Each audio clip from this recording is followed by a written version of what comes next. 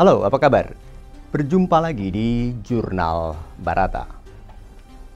China International Import Expo atau CIIE merupakan pameran tingkat internasional bertema import pertama di dunia.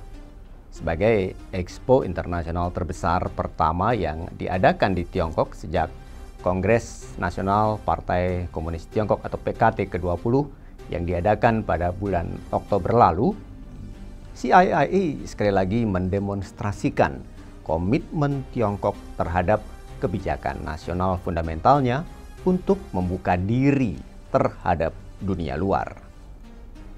Sebagaimana ditegaskan oleh Sekretaris Jenderal Komite Sentral PKT sekaligus Presiden Tiongkok Xi Jinping dalam laporannya kepada Kongres kala itu, bahwa Tiongkok mengikuti arah globalisasi ekonomi yang benar dan berkomitmen untuk bekerja sama dengan negara lain guna menciptakan pendorong baru bagi pertumbuhan global.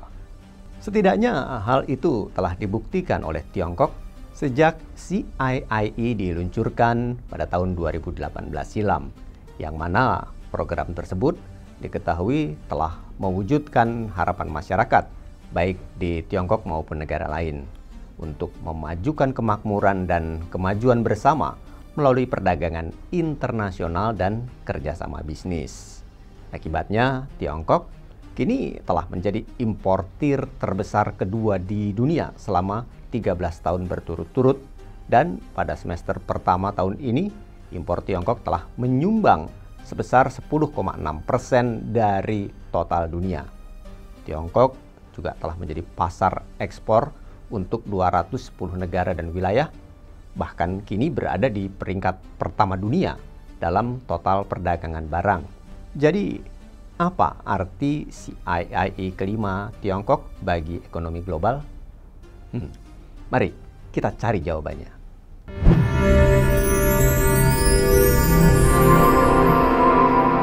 Jurnal Barata. China International Import Expo CIIE kelima telah berlangsung di Shanghai selama 5 hari dari tanggal 5 sampai 10 November 2022 yang lalu. Acara ini menyediakan platform bagi perusahaan dari seluruh dunia untuk menampilkan produk dan mempromosikan merek mereka, serta menemukan lebih banyak mitra bisnis di perekonomian terbesar kedua di dunia itu.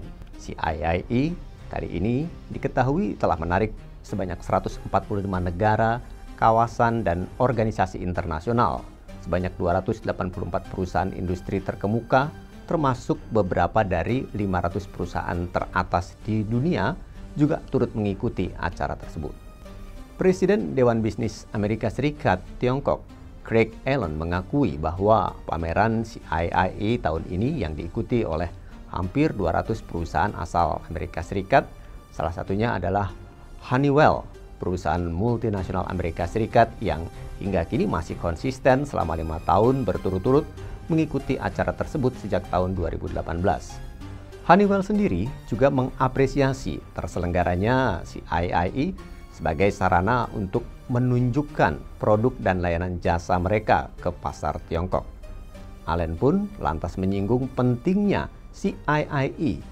Ia mengatakan bahwa ini merupakan tempat yang sangat tepat untuk bertemu dengan pembeli, pejabat pemerintah, pemasok, dan teman-teman dari seluruh Tiongkok. Allen juga memuji perkembangan Tiongkok yang kini telah menghasilkan sekitar 30% dari pertumbuhan ekonomi dunia selama 10 tahun terakhir. Itu berarti bahwa kontribusi Tiongkok selama dekade terakhir sangat berperan penting dalam perekonomian global. Pencapaian Tiongkok tersebut mengindikasikan bahwa peran CIIE kali ini begitu berarti bagi perkembangan perekonomian global, sehingga semua kalangan harus ikut andil dalam memanfaatkan momentum tersebut. Berikut peran CIIE bagi ekonomi global. Pertama, membuka pasar domestik yang luas untuk mendorong permintaan global. Ancaman utama terhadap ekonomi global saat ini yaitu terkait dengan permintaan dunia terhadap pasokan. meningkatnya suku bunga global, dolar yang kuat, hingga pandemi yang masih terus berlangsung. Semua itu tentu saja sangat mengganggu produksi dan pengiriman global. Tidak hanya membebani permintaan dan impor konsumen, tetapi juga memicu gangguan sistem keuangan global dan ketidakstabilan keuangan dari sumber yang tidak terduga. Sebuah laporan dari Departemen Perdagangan Amerika Serikat pada 27 Oktober yang lalu juga menunjukkan adanya perlambatan aktivitas bisnis belanja konsumen di Amerika Serikat, bahkan PDB mereka juga harus disesuaikan dengan inflasi di Amerika Serikat yang juga tumbuh pada tingkat tahunan sebesar 2,6% pada kuartal ketiga setelah berkontraksi pada paruh pertama di tahun ini. Dan tidak hanya itu, Eropa juga mengalami kontraksi yang tajam dari layanan dan output manufaktur mereka tahun ini. Seperti contohnya Jerman yang didorong oleh dampak dari keputusan Rusia untuk membatasi pasokan energi dan kenaikan suku bunga Bank Sentral Eropa. Belum lagi adanya tekanan inflasi yang lebih luas, kenaikan biaya energi, kenaikan suku bunga dan dolar yang lebih kuat sehingga membayangi munculnya resesi dunia di depan mata. IMF bahkan memperkirakan akan terjadi resesi global di tahun depan, dengan menunjukkan bahwa pertumbuhan global akan menjadi sebesar 2,7% pada tahun 2023 atau turun dari 3,2% pada tahun ini. Oleh karena itu, CIIE kelima kali ini mencerminkan pendekatan proaktif Tiongkok untuk terlibat dengan dunia luar, dengan menerapkan strategi luar biasa untuk mengatasi tantangan global melalui pasar domestiknya yang dibuka seluas-luasnya.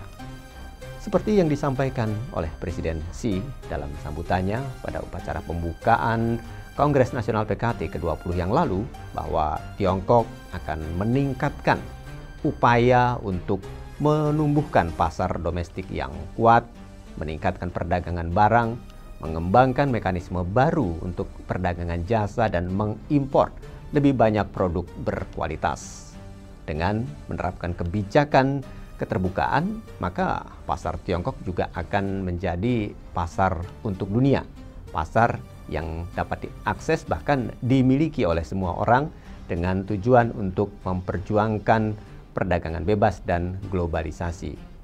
Itulah mengapa Tiongkok menggunakan CIIE agar dapat mewujudkan tekad mereka yang belum pernah terjadi sebelumnya untuk memperdalam kebijakan keterbukaan, perdagangan bebas dan globalisasi, serta menentang decoupling dan deglobalisasi. Lalu yang kedua, mempromosikan integrasi perdagangan untuk memperkuat kerjasama internasional. Sayangnya, ekonomi global kini tengah berada di bawah tekanan. Tekanan itu datangnya dari Barat yang dipimpin Amerika Serikat, yang telah menggunakan senjata ekonominya dalam melawan persaingan geopolitik seperti Rusia dan Tiongkok. Dengan implikasi ekonomi yang meresahkan sampai ke tingkat yang tidak terlihat selama beberapa dekade ini. Kerjasama global yang disebut oleh Presiden Amerika Serikat saat itu, George W. Bush, sebagai tatanan dunia baru pada 30 tahun yang lalu, kini telah berubah menjadi ketidakharmonisan dan bahkan permusuhan. Sebagai contoh, baru-baru ini Amerika Serikat mencoba membatasi aliran semikonduktor ke Tiongkok. Di samping itu, Amerika Serikat dan sekutunya juga menekan Rusia dengan berbagai sanksi ekonomi yang semakin besar dan bahkan berusaha untuk mengusir Rusia dari perdagangan internasional. Itulah mengapa CIIE kemudian hadir sebagai langkah konkret untuk mempromosikan integrasi perdagangan negara maju dan berkembang yang menentang hegemoni, kolonialisasi, dan deglobalisasi, sekaligus mendukung keterbukaan, perdagangan bebas, dan globalisasi. Inisiatif pembangunan global yang diusulkan oleh Presiden Xi juga memungkinkan mitra pembangunan untuk saling berbagi pengetahuan dan sumber daya guna meningkatkan kerjasama internasional sehingga dapat mencapai perdamaian dan keuntungan bersama.